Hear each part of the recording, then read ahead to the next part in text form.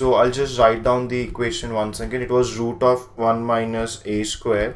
On the right hand side, if I simplify, I will get, so if you see the right hand side, it will become, so this will be a square by 2 plus a square by 2 will be a square. 1 will be as it is. Here it will be minus root 2a. So that will give me 1 plus a square minus root 2a.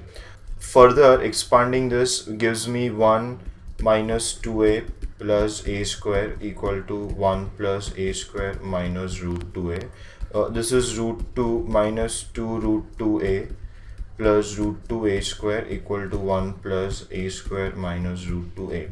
So now if I first combine a square term, so this is one a square term, this is second a square term here, it will give me root 2 minus 1. I'll take this term on the left hand side, plus now I will club a term. So a, there is one term here minus 2 root 2, and this minus root 2 comes on the left hand side, becomes plus root 2, and finally we have root 2 minus 1 equal to 0. So this is a quadratic equation in the form of a. If you solve this, you will get value of a equal to 0.32, which is a valid value of a because a has to be greater than 0 and less than 1. So applying that condition, we will keep the value of a, which is 0.32, and if that is the case, then b naught, which is 1 minus a squared, will be 1 minus 0.32 square, and this will become equal to 0.46.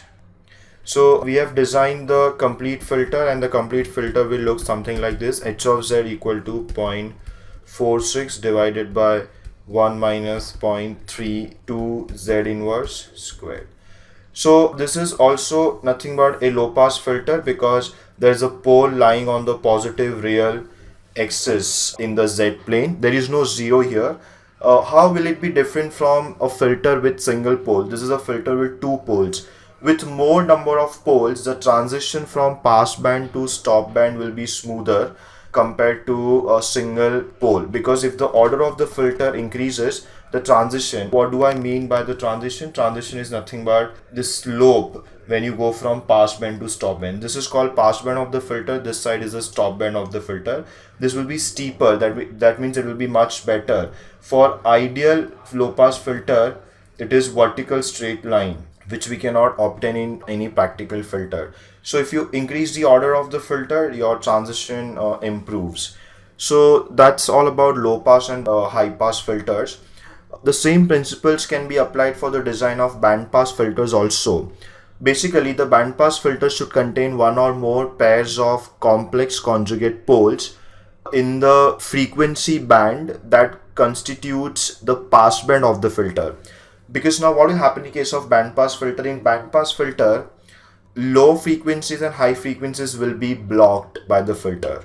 That means the magnitude in low and high frequencies should be 0 or as low as possible, and magnitude in the middle band of the frequencies should be high. So poles should be placed somewhere in the middle frequency band, the pass band as it is called, and 0 should be placed on omega equal to 0 and omega equal to pi. So poles cannot be real anymore because only those poles which are at omega equal to 0 and omega equal to pi will be on real axis. Any other pole will be a complex pole. A complex pole cannot exist alone. It has to exist with its complex conjugate, and hence bandpass filters will always contain complex conjugate poles. So if the order of bandpass filter is 2, that means there are 2 complex poles, both will be conjugate of each other. Or if the bandpass filter order is 4, then there will be total 4 complex poles, out of which there will be 2 pairs of complex conjugate poles. So let's have a look at one numerical on bandpass filter.